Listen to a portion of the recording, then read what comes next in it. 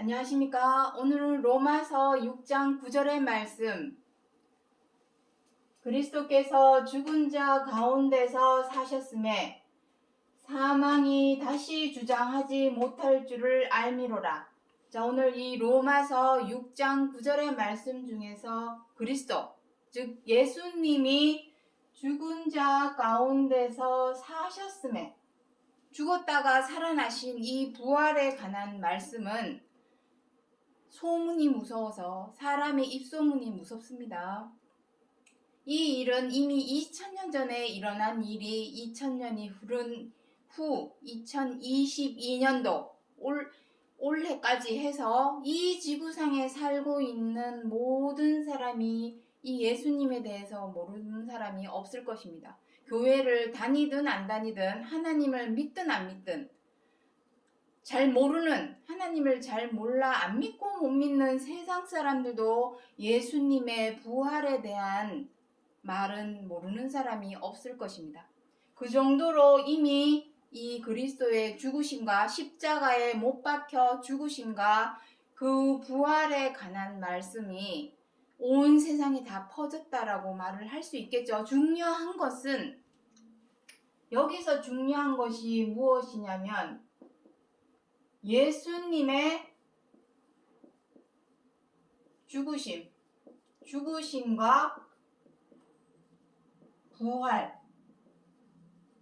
부활의 본질이 무엇이냐? 지금 다 알고 있습니다. 영화로도 나왔고 우리는 성탄절 되면 TV에서도 다 봅니다. 예수님의 죽으심과 또 부활하심, 그러한 것을 다 영화나 드라마를 통해서 다 보아왔기 때문에 잘 알고 있습니다. 중요한 것은 본질이 무엇이냐? 이것이 중요합니다. 본질. 이 본질이, 죽으심과 부활의 본질은 과연 무엇인가? 이것 또한 이제는 입소문을 타고 온 세상에 퍼져야 할 때가 왔다. 그 때에 대해서는 마지막에 끝날 무렵에 대해서 설명을 드리겠습니다만, 그 본질을 어느 누구도 말해주지 않고 가르쳐주지 않기 때문에 이제는 이 본질을 알리고 전할 때가 왔다. 그것이 이제는 입소문을 타고 전 세계로, 온 지구상으로 퍼질 때가 왔다. 그것에 대해서 오늘 말씀드리고자, 설명드리고자 해서 시작하기로 하겠습니다. 먼저 예수님이라는 사람이 누구인가? 자, 첫 번째, 예수님. 예수는 누구인가? 물론 우리는 성경 66권 사복음서 안에 보시면 나옵니다. 베들레헴에서 태어났고, 하지만 부모의 요셉과 마리아 고향이 나사렛이기 때문에 태어나기는 베들레헴에서 태어났지만 성장하기는 나사렛으로 가서 성장을 했다. 거기서 말씀을 전파하기 시작했기 때문에 나사렛 예수라고 표현을 합니다. 나사렛 예수. 자, 나사렛 예수. 나사렛은 어디에 있냐면은 위쪽, 팔레스타인 북쪽을 의미합니다. 요단강 조금 위쪽에 있고, 그리고 나사렛에서 베들레헴은 어디에 있냐면 그 한참 밑에, 예루살렘 밑에 있는 것이 베들레헴이 되겠습니다. 어쨌든 그 이스라엘 지역에서 예수님이 말씀을 전파하기 시작했던 것인데, 그 전파했던 그 말씀이 오늘날에 이르게 된 것입니다. 예수님은 누구인가? 우리는 다 어느 정도는 신격화되어 있다 보니까 좀 멀게 느껴지는 부분이 있는데, 오늘 이 시간 제가 목표하는 것은 예수님은 우리 이웃에 살고 있는 오빠, 내지는 옆집에 살고 있는 누나 같은 이런 친근감으로 다가가서 그 예수님이 보여주신 그 일이 과연 죽으심과 부활이 우리의 삶에 어떻게 나타나야 하는가, 적용되어야 하는가, 거기까지 오늘 이 시간 살펴보도록 하겠습니다. 자, 먼저 사도행전 2장 36절. 너희가 십자가에 못 박은 예수를 하나님이 그 그리스도가 되게 하셨느니라. 자, 예수 그리스도 나옵니다. 예수님은 그냥 우리와 같은 평범한 사람입니다.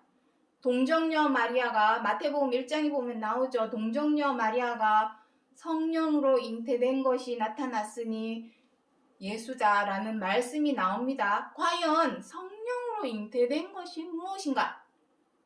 그것도 나중에 살펴보도록 하겠습니다만, 어쨌든 이 세상에 태어나는 모든 사람은 엄마 뱃속을 통해서 10달을 임신이 된 상태에서 나오게 됩니다. 모든 사람.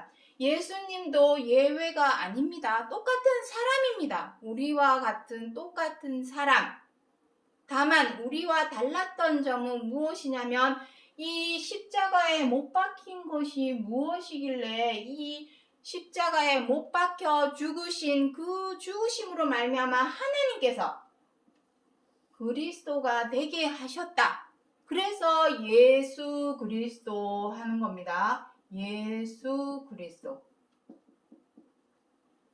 예수라고 하는 평범한 사람이 그리스도의 영이 임함으로 예수 그리스도가 되신 것입니다. 신이 아닙니다.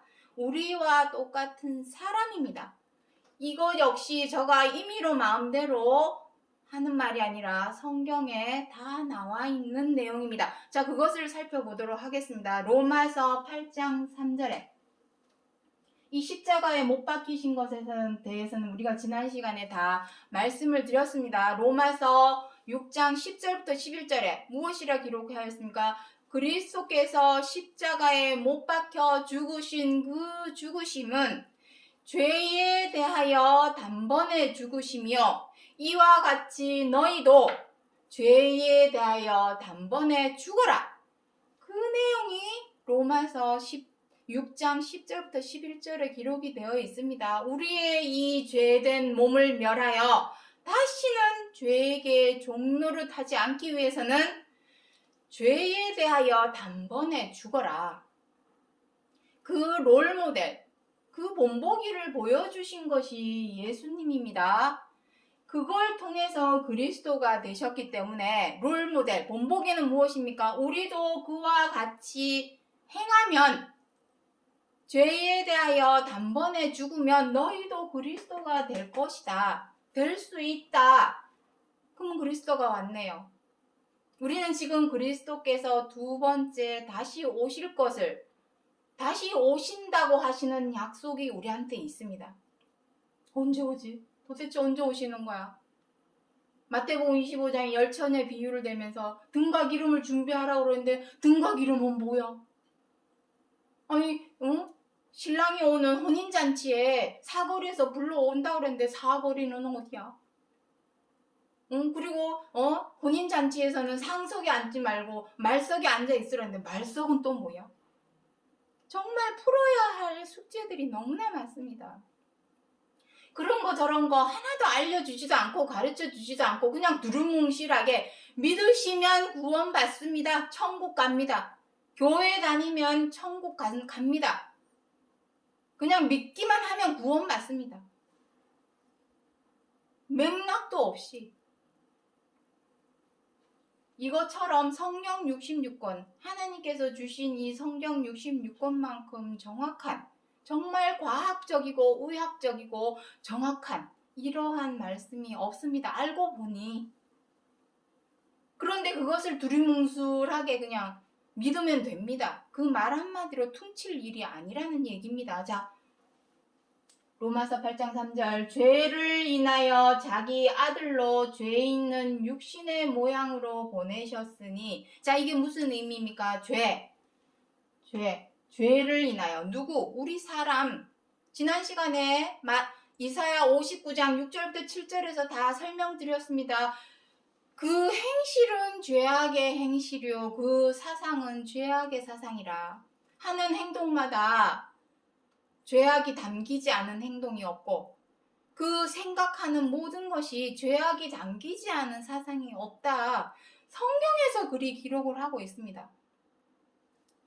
다 이기적이고 다 자기중심적이어서 다른 사람을 이해해 주기가 너무 어렵습니다. 내 입장에서, 내 처지에서 내 유익과 내 이익을 위하다 보니 방법은 어떻게 하십니까? 다른 사람이 올라오면은 쳐내야 되죠. 또 다른 사람이 들어오면은 잘라버려야 되죠. 이러한 행동을 하게 된다는 것입니다. 그것이 죄다 악이다. 성경에서 그리 말씀하고 있는데, 그러한 사람의 죄를 인하여 자기 아들로 죄 있는 육신의 모양으로 보내셨다라고 기록을 하고 있습니다. 우리 사람과 똑같은 죄 있는 육신의 모양. 이게 무슨 의미입니까? 불 속에 있는 사람을 구하기 위해서는 어떻게 해야 되겠습니까? 불 속에 뛰어들어서 불 속에 있는 사람을 건져와야 되겠죠. 물 속에 빠진 사람을 건져내려면 어떻게 해야 되겠습니까? 물은 좀 예외이긴 합니다. 왜냐하면 물 속에서는 사람이 허우적대고 있기 때문에 구해주려고 뛰어들었다가는 물귀신처럼 잡아당깁니다. 그 사람은 살기 위해서 뭐 지푸라기라도 있으면 붙잡고 늘어지려고 하기 때문에 그건 좀 위험한 행동입니다. 줄을 던져주거나 아니면 물에 뜰 수 있는 물건을 던져주거나 이런 방법을 사용을 해야 됩니다. 다만 물속에서 거의 죽어가려고 기절한 상태에 있는 사람, 그런 사람을 구해줄 때는 물속을 뛰어들어야 되죠. 다시 말해서 죄 속에서 허우적대고 있는 우리 사람들을 건져내주기 위해서는 죄 속에 들어가야 합니다. 불 속에 있는 사람을 건져내기 위해서 불 속으로 뛰어들듯이 죄 속에 있는 우리 사람들을 건져내기 위해서, 구원하기 위해서는 누군가가 그 죄 속으로 뛰어들어야 되겠죠. 그 역할을 한 것이 바로 예수다. 예수라고 하는 사람이다. 그 사람은 왜 그런 생각을 했을까요? 죄 속으로 내가 뛰어들어야 되겠다는 생각을 왜 했을까요? 자, 그 내용이 빌립보서 2장 7절부터 8절에 나옵니다.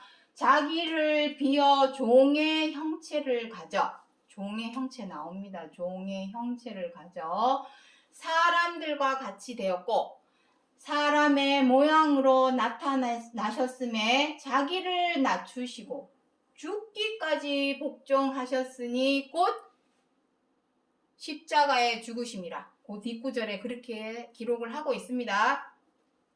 여기서 말씀하시는 종의 형체는 무엇이겠습니까? 성경 66권의 키포인트는 오로지 죄입니다.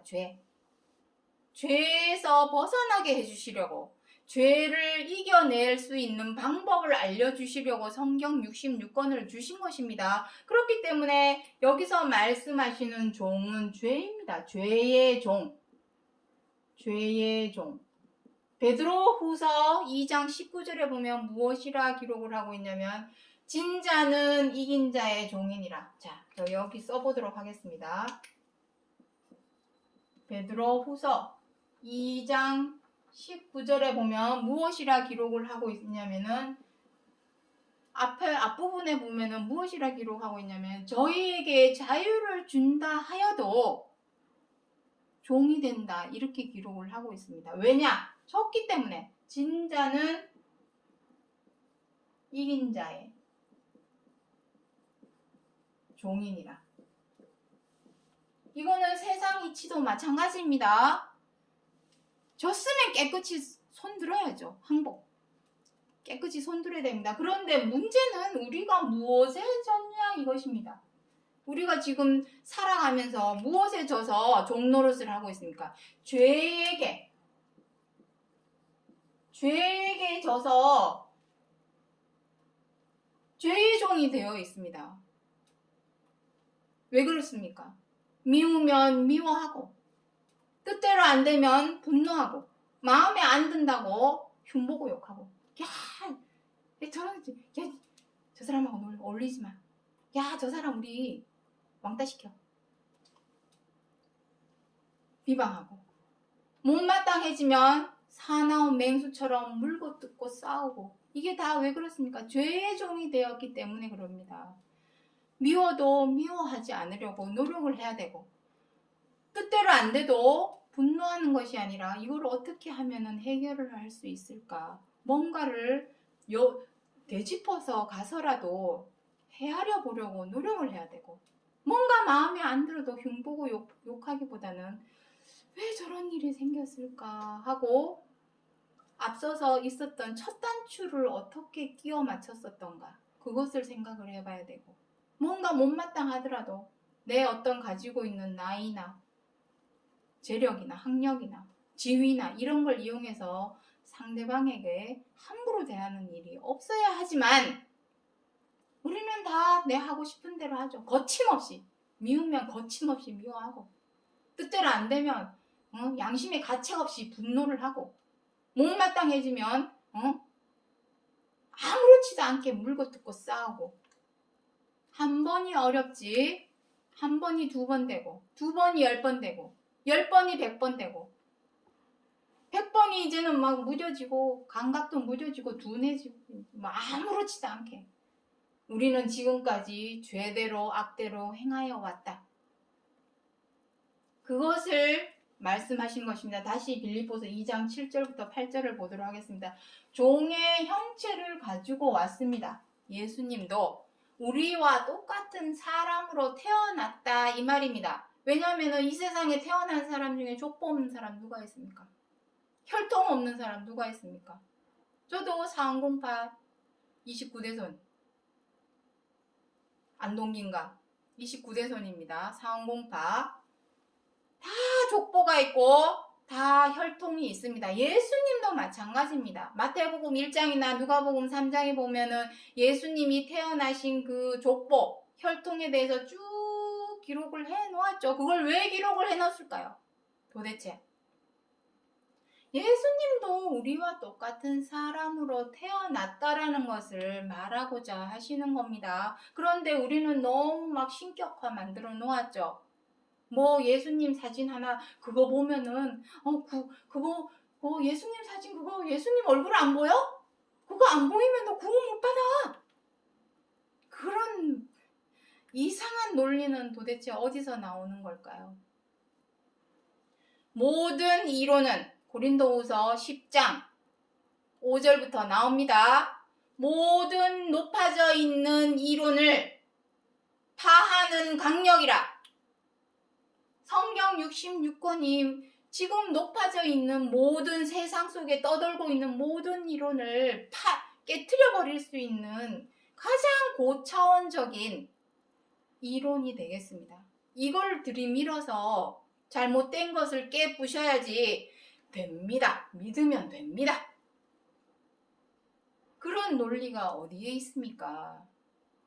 그런 논리는 없습니다. 말도 안 되는 앞뒤 말이 맞지 않는 어불성설의 이론이요 논리에 불과합니다.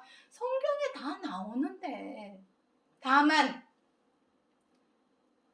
구슬도 꿰어 보배라고 꿰지 못하고 여기 한 구절 저기 한 구절 이렇게 던져놔서 그걸 꿰지 못하다 보니 보석을 발견을 못했죠.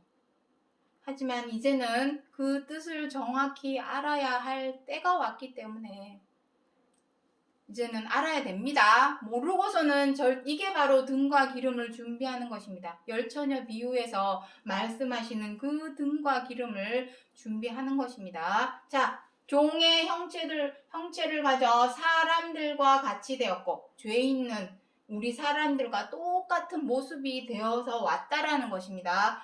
하지만 우리와 달랐던 것은, 여기서 말씀하고자 하는 것은 그것입니다. 우리와 달랐던 것은 과연 무엇일까? 이것입니다. 자기를 낮추시고 죽기까지 복종하셨으니, 죽기까지. 이 죽기까지는 십자가 죽으심이죠. 여기 뒷구절에 곧 십자가의 죽으심이라 라고 기록을 해 놓았습니다. 십자가에 못 박혀 죽기 위해서는 반드시 필요한 작업이 뭐냐면은 자기를 낮추는 겁니다. 그럼 저 사람이 낮췄다라는 말은 겸손해졌다라는 의미입니다. 저 사람이 겸손해졌는지 뭘로 알 수 있을까요? 나는 고개 푹푹 숙이고 이렇게 고개를 낮추고 예예 하면 무조건 낮추는 겁니까? 그래놓고 뒤에 가서 칼 꽂고 보이지 않는 곳에 호박씨 까놓고, 그러면 그게 무슨 낮추는 겁니까? 진짜 낮추는 모습에 대해서는 요것에 대해서는 어디에 나오냐면은 빌립보서 바로 윗구절에 나옵니다. 2장 3절부터 5절에 이 낮추는 모습에 대해서 무엇이라 기록을 하고 있냐면 나보다 남을 낮게 여기는 마음, 이것이 바로 낮추는 모습입니다. 말로만 난 겸손한 사람입니다. 고개 숙이고 예예, 이것이 낮추는 것이 아닙니다. 진짜 낮추었는지 안 낮추었는지 무엇으로 알 수 있냐면 나보다 남을 낮게 여기는 것. 낮게 여긴다라는 의미는 또 무엇입니까? 낮게 여긴다. 낮게 여기기 위해서는 어떻게 해야 되겠습니까? 오해를 하지 말고 상대방의 행동이나 말에 대해서 오해를 하거나 곡해를 하거나 와해하지 말고 헤아려라. 이해해라. 존중해줘라. 그 의미입니다. 꼰대가 왜 꼰대입니까? 남의 말은 쌍그리 무시해버리고 내 말대로 해. 내 말이 법이야. 아이, 그렇게 안 할 거야? 확! 이런 식이 꼰대입니다. 너희들은 다 나보다 경험이 적으니까 내 말이 맞아. 옛날에는 말이야 그렇게 해왔어. 그러니까 너희들도 그렇게 해. 이게 꼰대입니다. 남의 말이 그것이 나이가 어리고 많고를 떠나서 재산이 많고 적고를 떠나서 권력이 높고 낮고를 떠나서 상대방을 존중을 해줄 줄 알아야 되는데 우리는 다 어떻게 하냐면 내 기준, 내 입장, 내 관점, 내 가치관, 내 성향에 다른 사람이 맞춰주기를 원합니다. 그것은 절대로 겸손한 낮춘 모습이 절대로 아닙니다. 헤아려 줄 줄 알고 저 사람이 왜 저런 행동을 하게 됐을까? 정말로 저 사람이 때려 죽일 만한 악질이 아닌 다음에야 그 사람이 저런 행동을 했을 때는 그만한 뭔가 이유가 있지 않을까? 라고 생각을 해줄 줄 알아야 되죠. 왜 그렇게 생각을 했을까? 더듬어서 예전에 저 사람이 어떻게 행동을 해왔었는가? 정말로 악질이 아닌다면 다들 좋은 마음으로 행하려고 노력은 합니다. 하지만 어떤 자기의 유익이나 이익이 반하는 일이 생길 때에 사람은 자기 편에서 뭔가를 해결하고 결정을 하려다 보니까 죄도 튀어나오게 되고 악도 튀어나오게 되지만 대부분 그냥 평상시에 생활할 때는 다들 좋은 사람입니다. 착한 사람입니다. 그렇다고 그 사람을 좋은 사람이라고만 말할 수 있을까요? 그것이 사람이라면 당연히 착하고 좋은 마음으로 행해야 합니다. 사람이라면. 그런데 문제가 무엇이냐면 살면서 불쑥불쑥 올라오는 이 죄대로 행하는 악대로 행하는 이 마음, 악한 양심이 문제이기 때문에 그것을 버려야 한다. 왜냐하면 그 악한 양심, 죄대로 행하는 그 행실 하나하나가 모여서 살인이 일어나고 사기가 일어나고 폭력이 일어나고 폭력은 테러를 만들고 테러는 전쟁을 만들고 악순환이 계속 반복이 되기 때문에 사랑과 평화는 이 호모사피엔스 현 인류가 있을 때부터 외쳐오던 것입니다. 그럼에도 불구하고 왜 아직도 전쟁은 끝나지 않을까요? 그 아주 사소하게 여기는 우리의 이러한 죄들이 모이고 모여서 아까도 얘기했지만 한 번이 어렵지 두 번이 10번 10번이 100번 그러다 보면 어느 순간에는 사람이 죄로 행하는 것에 대해서 감각이 무뎌지고 둔해지고 이래 돼서 나중에는 사람도 죽이게 되고 등쳐먹는 사기도 저지르게 되고 사람을 때리는 폭력을 쓰게도 되고 그렇게 되는 것입니다. 가인이 처음부터 아벨을 쳐 죽이려고 마음을 먹었겠습니까?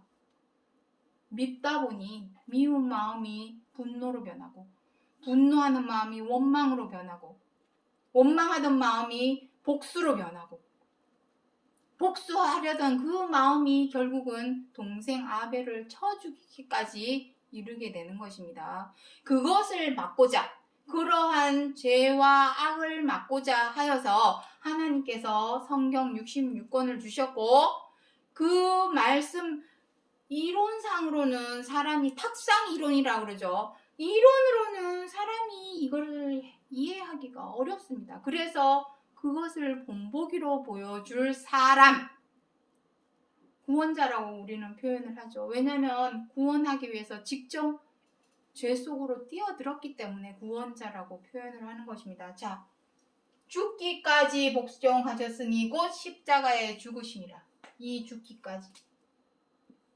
이거 첫 번째는 자기를 낮춰야 되고, 낮추게 되면 저절로 성질도 죽이게 되고, 사나운 성질도 죽이게 되고, 버리게 되고, 비우게 됩니다. 첫 번째는 자기를 먼저 낮춰야 됩니다. 그 일을 누가 해주셨냐? 예수님이. 우리와 똑같은 죄 있는 사람의 육신의 모양으로 나타나셔서 태어났습니다. 그렇게 갈라디아서 4장 1절부터 4절에도 보면 나옵니다. 아들이라 할지라도 어렸을 동안에는 누구 아래에 있었다고 합니까? 율법 아래에 있었다라고 기록을 하고 있습니다. 청지기 아래, 후견인 아래에 있었다라고 기록을 하고 있습니다. 하지만 때가 되므로 버렸죠. 버리기 시작합니다. 버리는 내용. 자, 사도행전 10장 38절에 하나님이 예수께 성령과 능력을 기름 붓듯 하셨으며, 이것입니다. 의를 사랑하고, 히브리서 1장 9절에는 무엇이라 기록을 하고 있냐면은, 자, 구절을 여기다 써줄까요? 히브리서 1장 9절에는 무엇이라 기록을 하고 있냐면, 의를 사랑하고, 아들이라고 하는 그 아들에 대해서 무엇이라 기록을 하고 있냐면, 의를 사랑하고, 불법을 미워하였다. 불법은 바로 죄를 의미합니다. 하나님 나라의 법을 지켜 행하지 않으면 그것이 불법이죠. 하나님 나라의 법은 10계명입니다. 그 계명에서 거짓말하지 말아라, 도적질하지 말아라, 욕심내지 말아라, 간음하지 말아라 했는데도 도적질하고 거짓말을 하고, 죄죠. 불법입니다. 죄를 짓는 것을 말합니다. 불법을 미워하였으니 그래서 동료들보다 승하게 하셨다. 그 승하게 한 것이 바로 기름 붓듯, 기름을 부어주신 것을 의미합니다. 자, 다시 사도행전 10장 38절 성령과 능력을 기름 붓듯 하셨음에 그로 인해서 착한 일을 행하셨다 나옵니다. 이 착한 일이 무엇입니까? 바로 낮추신 것이죠. 말로만 낮춘 것이 아니라 몸과 마음과 행동까지도 낮춰야만이 낮춰집니다. 뭐든지 속에 들어있는 것이 나옵니다. 몸 안에 들어있는 것이 입 밖으로 나오게 되고, 마음속에 들어있는 것이 행동으로 나오게 되어 있습니다. 말로만 저는 하나님을 위해서 모든 것을 내려놨습니다. 말로는 그러는데 하는 행동 보면은 안 그래요. 그러면 그 사람 말을 신뢰할 수 있을까요? 몸과 마음과 입이 다 동일한 소리를 내야만이 그것이 진짜입니다. 착한 일을 행하시고, 그 착한 일은 바로 자신을 낮추시고 십자가에 죽으신 이 두 가지를 의미합니다. 그 죽으심은 아까도 말씀드렸듯이 우리는 자꾸 잊어먹습니다. 왜냐? 지금까지 입소문, 복음을 전하고 알려왔던 내용이 예수님이 십자가에 달려 죽으셨어! 이거 한 가지만 계속해서 전해왔기 때문에, 그 예수님이 3일 만에 부활했어! 그 표면적인 내용 하나만 온 세상에, 이 지구상에 퍼져 있다 보니 그거에 매료되어서 거기에 모든 것이 다 매료되어 있다 보니까 정작 본질은 이것입니다. 죄에 대하여 단번에 죽는 것. 그 말을 바꿔 말하면 착한 일을 행하였다라는 것입니다. 이럴 땐 이렇게, 저럴 땐 저렇게, 이게 아니라 내가 좋아하고 마음에 들고 존경하고 있고 이런 사람에게 착한 일을 하는 거는 누가 못합니까?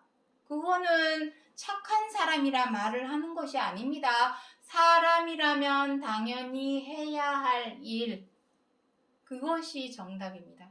정말 착한 일이라고 하는 것은 그럼에도 불구하고 할 수 없을 때, 아우 나 정말 저 사람 너무 미워, 밉지만 미워하지 않으려고 노력하는 것, 그것이 착한 일입니다. 뭔가 뜻대로 안 돼. 세상 일이 다 그렇습니다. 호락호락하지 않습니다. 내 뜻대로 내 마음대로 내 마음 같지 않아서 뜻대로 되지 않습니다. 하지만 우리 사람들은 뜻대로 안 되면 어떻게 합니까? 와! 스트레스! 이렇게 되죠. 뜻대로 안 되더라도 분노하는 것이 아니라 이것을 어떻게 하면 잘 해결했다고 소문이 날까 곰곰이 고민을 하고 좋은 방법, 좋은 방향, 좋은 길을 찾으려고 노력을 해야 되는 것이 바로 착한 일입니다. 마음에 안 든다고 인터넷상에 비방을 하고 마녀 사냥하듯이 잡아 죽이려고 하고 그러는 것이 아니라 정말 마음에는 안 들지만 저 사람의 저렇게 되기까지의 입장은 어떠했을까? 처지는 어떠한가? 이런 거 저런 거 헤아려 가기 시작하면은 착한 일을 행하게 됩니다. 그것이 착한 일이지. 내가 할 수 있을 때 마태복음 5장에 나옵니다. 내가 좋아하고 사랑하는 사람에게 사랑하는 것은 죄인들도 그렇게 한다. 세상 사람들도 다 그렇게 합니다. 그것을 착한 일 하는 것이라, 사랑하는 것이라 말하는 것이 아닙니다. 진짜 사랑은 할 수 없을 때 무조건 어떤 조건을 아우, 야, 내가 이렇게까지 해줬는데 너 이렇게 나올 거야? 확. 이게 아니죠. 사랑은 조건 없습니다. 무조건. 무슨 일이 있어도, 어떤 상황에서도. 자식이 부모에게 사랑을 베풀 때 무슨 조건을 답니까? 뭔 조건을 달 때는 그거는 보상, 보답, 이미 받을 거 다 받기 때문에 그것은 사랑이라 말할 수가 없는 것입니다.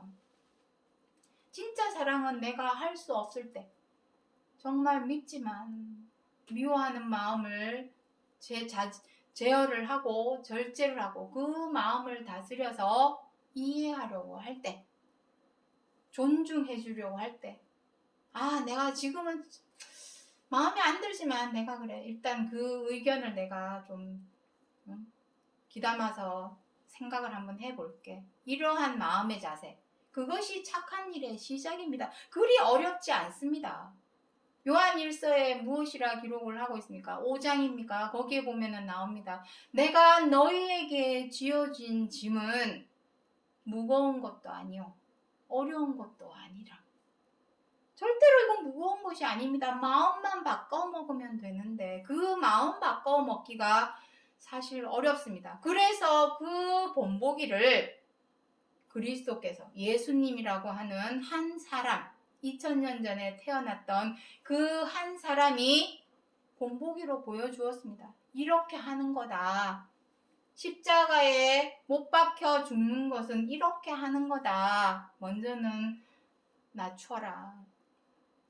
말로만, 입만 동동 떠서 말로만 굽신굽신 하지 말고 몸과 마음과 생각과 모든 지체가 다 낮춰라.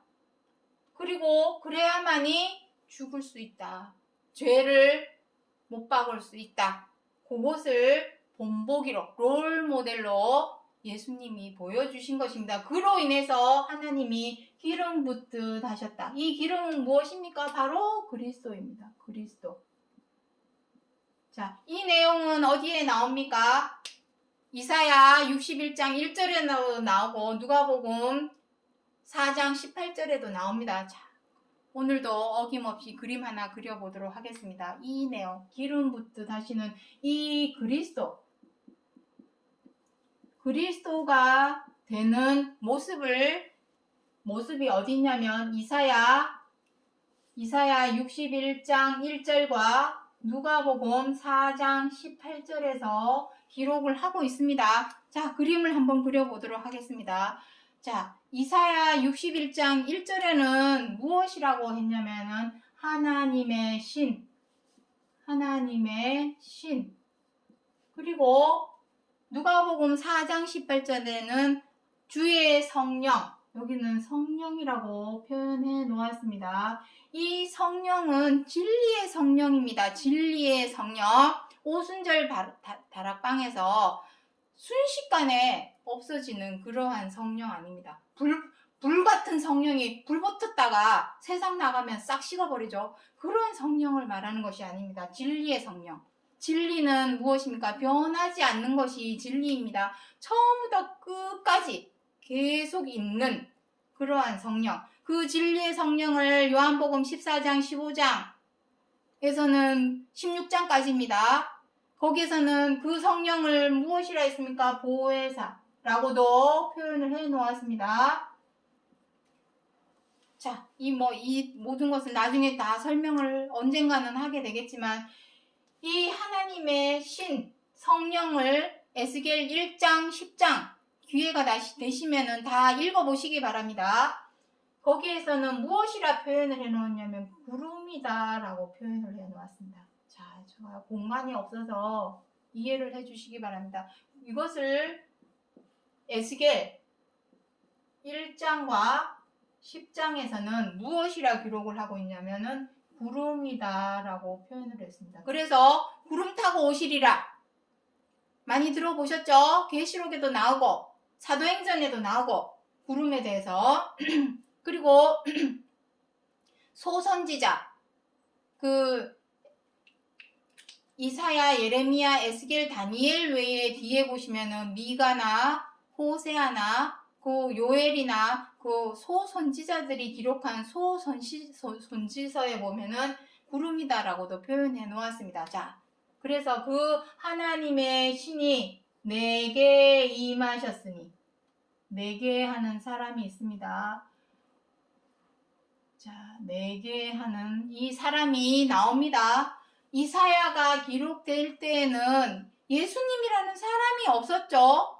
마치 이사야, 표현하기는 이사야에게 될 것처럼 내게 임하셨으니 했으니 이사야에게 임했나? 라고 생각을 할 수 있죠. 하지만 이 일이 이건 약속의 말씀입니다. 이 말씀이 이루고 보니 예수님이었던 것입니다. 예수. 내게 임하사. 무엇이라 기록을 하고 있습니까? 내게 기름을 부으셨으니. 기름을 부으셨으니. 이 기름이 바로 그리스도입니다. 진짜 기름, 진짜 감람류 부은 게 아니라 기름 붓듯 하셨다라고 표현을 한 것입니다. 기름 붓듯 하셨다. 이것입니다. 진짜 기름을 부은 것, 내게 기름을 부으사. 진짜 기름 부은 것이 아니라 하나님의 성령과 능력을 기름 붓듯 하셨다라는 표현을 내게 기름을 부으사라고 표현을 해 놓은 것입니다. 왜 이렇게 기름을 부으셨을까요? 기름을 부었다라는 의미는 이겁니다. 착한 일을 행하였다. 그리고 요거 설명 안 드렸네. 요거 마귀에게 눌린 자를 고치셨으니. 마귀가 무엇입니까? 마귀는 귀신이요. 계시록 20장 2절에 보면은 용을 잡고 보니 옛뱀이요 마귀요 사단이라 라고 기록을 하고 있습니다. 마귀는 귀신입니다. 귀신. 마귀는 귀신입니다. 그리고 요한일서 3장에 보면 무엇이라고 기록을 하고 있습니까? 죄를 범하는 자마다 마귀에 속하나니, 교회에 못 가게 막는 것이 마귀 짓이 아닙니다. 하나님 일 방해했다고, 집회나 성회, 못하게 막았다고 마귀가 아닙니다. 진짜 마귀는 죄를 범하는 자마다 마귀에게 속하나니. 우리는 다 지금까지 하나님을 믿습니다 하고 교회도 열심히 다녀왔지만 실상은 우리는 지금까지 죄를 범하여 왔고 시도 때도 없이 불쑥불쑥 악도 행하여 왔고, 그러니 우리는 절반은 생각은 로마서 7장에 나오죠. 마음은 하나님의 법을 기뻐하고 선을 행하려고 하나 내 지체가 자꾸만 악을 좋아하여 악을 쫓아가는도다. 오호라, 나는 공고한 사람이로다. 누가 나를 이 죄의 몸에서 건져주랴. 사도 바울이. 그건 사도 바울만 그러한 것이 아닙니다. 우리도 그러합니다. 아우, 나 진짜 이제는 너는 죄를 짓기 싫은데. 난 진짜 누구 미워하기 싫은데. 반은 마귀에게 눌려있기 때문입니다. 반은 아수라백작처럼, 반은 하나님께 속해있고 반은 마귀에게 속해있고. 그러면 그 사람을 하나님에 속한 사람이라 말해야 될까요? 마귀에게 속한 자라고 말을 해야 될까요? 온전히 하나님께 속한 사람이라고만 말할 수는 없죠. 냉정하게 보자는 것입니다. 그렇다면 우리는 마귀에게 속한 자요, 눌린 자가 맞습니다. 그러한 자를 고치셨으니, 고쳤다라는 의미는 무엇입니까? 무슨 도깨비 방망이 휘두르듯이 마술사가 없는 거 뚝딱 만들어내듯이 그렇게 고치는 거 아닙니다. 뭘 고치는 것입니까? 죄에게서 벗어나는 방법, 죄의 종로로 사는 것에서 이겨내는 방법, 그것을 알려주는 것이 고치는 것입니다. 생각과 마음을 고치는 것이지, 몸에 병난 거, 암 걸린 거, 안진뱅이, 눈봉사, 소경, 그런 육체의 병은 병원 가야죠. 병원. 주 예수의 이름으로 일어나라. 무슨 도깨비 장난입니까? 절대로 하나님께서 고치고자 하시는 것은 마음과 생각의 잘못된 이 죄와 악, 이 두 가지를 고치고자 하시는 것이지, 마음에 병든 것이 몸 밖으로 나오기 때문에 육체의 병도 생기는 것이요. 그리고 내가 내 몸을 맨날 첫날 술 퍼먹고 담배 피우고 내 건강 관리 제대로 안 하면 병 걸리죠. 내가 스스로 해야 될 것은 내가 해야 합니다. 그런 것까지 하나님 왜 나에게 이런 병을 주셨습니까? 하나님은 육체의 병에 대해서 간섭하시는 분이 아닙니다. 첫 번째, 먼저는 이 마음과 생각의 잘못된 이론, 잘못된 논리, 그것을 깨트려서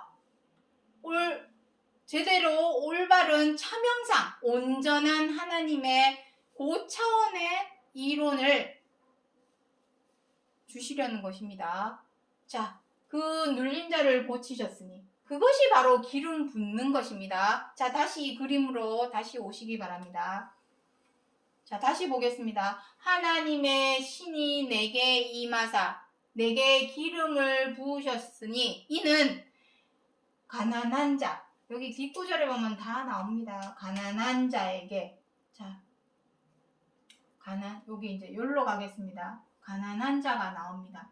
내게 기름을 부어주신 이유가 무엇입니까? 가난한 자에게 아름다운 소식을 전하게 하려 하심이라. 그 가난한 자에 대해서 밑에 구절에 무엇이라 기록을 하고 있냐면 눌린 자, 갇힌 자. 무엇에 눌린 것입니까? 죄에게 눌린 자. 무엇에 갇혔습니까? 죄에게 갇힌 자. 그러한 사람에게 무엇을 주고자 하는 것입니까? 자유, 해방. 이것을 주고자 하는 것입니다. 그 자유와 해방은 무엇을 말하는 것입니까? 자, 그 내용에 대해서 여기 나옵니다. 사도행전 3장 26절에 하나님이 그 종을 세워 복 주시려고 너희에게 먼저 보내사 돌이켜 각각 그 악함을 버리게 하셨느니라. 이것입니다. 가난한 자 하니까 뭐 돈 없고 집 없고 먹을 거 없고 못 배우고 이런 사람을 그 가난한 자를 말씀하는 것이 아닙니다. 그것이라면 진짜 무료 급식조, 모든 교회마다 무료 급식소를 차려야 되겠죠. 그 가난한 자를 의미하는 것이 아닙니다. 죄에게 억눌리고 갇혀서 허우적대고 꼼짝달싹 못하고 그러한 상황에 놓여 있는 사람을 가난한 자라 표현을 해 놓은 것입니다. 그러한 사람들을 그렇다면 그것이 무슨 의미냐 이것입니다. 악함을 버리게 하죠. 악하여서 죄대로 악대로 행함으로 인하여 연약해져 있는 우리 이러한 사람들의 악함을 버리게 하셨느니라. 악함을 버리게 하는 방법은 무엇이었습니까? 십자가의 죽으심. 그리스도께서 예수님이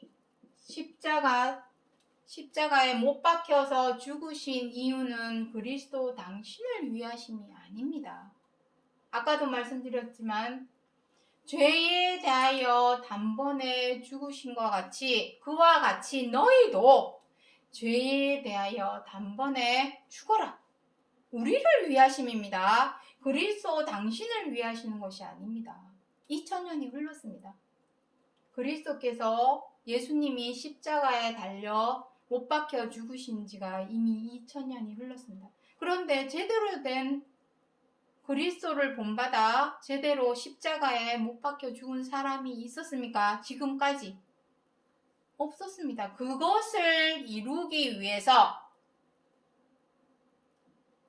예수님이 두 번째 다시 오시겠다는 약속을 우리에게 하신 것입니다. 자, 히브리서 2장 10절에 나옵니다. 많은 아들을 이끌어 영광에 들어가게 하는 일에 주를 고난으로 말미암아 온전케 하심이 합당하도다. 자, 이게 무슨 말입니까? 많은 아들. 이제서야 나옵니다. 예수께서 십자가에 달려 죽으신 이 사건은 그리스도 당신을 위하심이 아니라 이 많은 아들을 얻기 위함입니다. 이것을 계시록에서는 무엇이라 기록을 해놓았습니까? 처음 익은 열매하니까 뭐 사과 열매, 복숭아 열매, 감나무 열매 아닙니다. 처음 익은 열매. 우리 사람, 아들이 열매죠. 그 열매를 얻고자 해서 다시 오시는 겁니다. 2000년 전에는 그리스도 혼자만 죽으셨지만 2000년이 지난 오늘날 이 그리스도께서 두 번째 다시 오시겠다는 약속이 남아있는 이때에 다시 오시는 이유는 이 많은 아들, 처음 익은 열매를 얻기 위해서. 가을이 왔네요. 수확의 계절입니다. 열매를 얻는다라는 얘기는 가을, 진짜 추수 때가 왔다는 얘기요. 추수 때가 지나면은 무엇이 옵니까? 겨울이 옵니다. 아무것도 할 수 없는. 그때에 대해서 등과 기름을 준비하겠다고 찾아다니면 늦습니다.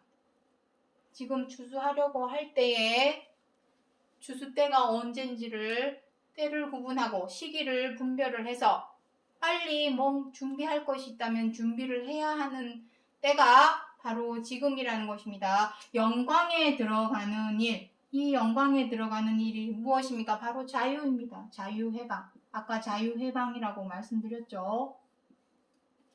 그 자유해방을 로마서 8장 18절 이하에는 나오죠. 하나님의 아들의 영광에 들어가는 일이라고도 거기는 기록을 하고 있습니다. 그 자유해방은 무엇이겠습니까? 사망의 구렁텅이에서 생명으로 나오는 일. 창세기 3장에서부터 시작된 사람의 수고, 그 수고를 이제는 멈추고 쉬는 일. 그리고 죄에서 건짐을 받아서 건짐을 받는 구원의 일. 요것이 바로 그 영광에 들어가는 일입니다. 우리 이 많은 아들, 누가 누군지는 모릅니다. 하지만 그리스도를 본받아서 십자가에 못 박혀 죽는 그 아들을 찾는 것입니다. 주를 고난으로 예수님을 그래서 십자가에 못 박혀 죽으시는 이 고난을 본보기로 보이게끔 하신 것입니다. 맏아들이죠, 맏아들. 동생들은 다 따라쟁이들입니다. 그 보이신 본보기를 쫓아가야죠. 따라가야죠. 따라쟁이들이기 때문에 맏아들이신 예수님이 앞에서 본보기를 보여주었습니다. 그렇다면 그 밑에 동생들 낼 입장, 하나님은 아들의 입장이겠죠. 그 아들들은 맏아들이 보여준 본보기를 쫓아 따라가야 됩니다. 그걸 통해서 온전케 하려 하십니다. 이것입니다. 하나님이 성경 66권을 통하여 이루고자 하시는 빅픽처, 계획, 이것입니다. 그리스도 한 분, 예수님 한 분 위해서 성경 66권을 주신 것이 아니라 그리스도 예수님을 통하여 많은 아들을 얻는 것까지가 끝입니다. 그래서 예수님이 십자가에 못 박혀 죽으시는 일이 필요했던 것입니다. 죄에서 해방시켜 주려고, 사망에서 자유케 해주려고, 생명으로 들어가게 하기 위해서 예수님이라고 하는 한 사람이 필요했다. 그래서 기름을 부어줬다. 그리스도 기름을 부어줬다. 자, 이제 마지막으로 로마서 9장 27절을 보도록 하겠습니다. 이스라엘 뭇 자손의 수가 비록 바다의 모래와 같을지라도 남은 자만 구원을 얻으리니 그 말씀을 이루사 필하시고 끝내시리라. 이것입니다. 하나님께서 성경 66권을 주신 것은 이 지구상에 이제는 예수님의 십자가에 달려 죽으시고 부활하신 것에 대해서 모르는 사람은 없습니다. 입소문을 타고 정말로 열심과 충성으로 복음을 전해왔습니다. 입소문을 타고 이 지구상에 모르는 사람이 없습니다. 하지만 죽으심의 본질은 무엇인가? 이제는 그것을 차명상이 무엇인가 과연? 그 십자가에 못 박혀 죽으심의 차명상은 무엇인가? 그것이 이제는 입소문을 타고 온 지구상에 퍼져야 할 때, 왜냐면은 이 많은 아들을 얻기 위해서. 그 수가 아무리 많더라도 남은 자, 시대마다 남은 자가 있었습니다. 노아할 때는 노아와 몇 명, 아브라함 때도 마찬가지입니다. 롯이 소알성 불타는 때 나왔죠. 남은 자, 살기 위해서 나왔습니다. 모세 때 가나안에 들어간 자 몇 명, 시대마다 남은 자가 정말 구루터기와 같은 씨만 조금씩 남겨놓았지만 지금은 이제는 약속을 이룰 때입니다. 그때는 증거만 주셨죠. 약속을 이룰 때가 아니에요. 때가 아니에요. 타이밍이 그때 타이밍이 아니었습니다. 지금이 타이밍입니다. 구원할 때, 온전히 구원할 때 이제는 아들을 찾으러 오시는 겁니다. 그 아들 역시 그리스도가 되겠죠. 십자가에 못 박혀 죽으심으로 그리스도가 되게 하셨으니 너희도 그와 같이 죄에 대하여 단번에 죽으라 했다면 우리도 이제 그리스도가 되는 것입니다. 그러면 그리스도가 왔네요. 이 외에도 정말 할 내용들이 무궁무진하고 하루 종일 한다 해도 다 할 수 없는 내용을 이 짧은 시간 안에 정말로 간략하게 설명을 드린 것이기 때문에 자, 오늘 마지막으로 로마서 6장 9절에서 그리스도께서 죽은 자 가운데서 사셨음에 사망이 다시 주장하지 못할 줄을 알미로라 하신 이 말씀은 성경 66권이 다 그러하지만 1.1핵이라도 다 이루실 약속의 말씀. 이 지금 설명드린 모든 말씀이 앞으로 응하고 이루어질 약속의 말씀이요. 이 말씀을 이루시고 모든 것을 끝내실 정말 세상 끝 마지막 때가 왔다라는 것을 기억해 주시기 바랍니다. 오늘 여기까지 하고 마치겠습니다. 감사합니다.